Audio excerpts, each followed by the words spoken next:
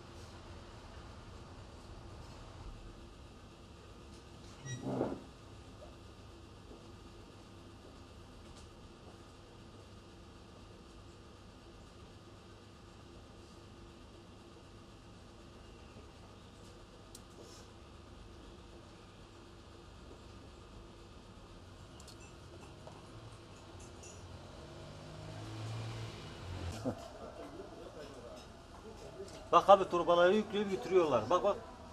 Bu götürüyor. Diğeri kasayı boşaltıyor. Diğerinde sırtına torbayı koyup götürüyor. Çok net görünüyor abi. Abi bak görüyor musun? Çuvallarını sırtına almış gidiyorlar çok rahat. Bir tane daha var abi. Diğeri de çuvala almış geliyor. Daha burçlarını vallahi burç almıştık. Daha parasını vermemişiz. Abi bak görüyor musun? Kendi dükkanı almış gibi nasıl rahat çıkıyorlar. Çuvalları almışlar gidiyorlar. 3 ay içerisinde bu 4. kez de böyle söylüyoruz abi. Ne buldularsa torbaları doldurup götürüyorlar. Bu ikisi de fıstık. Kasayı boşalttılar. Başka şeyler de götürdüler.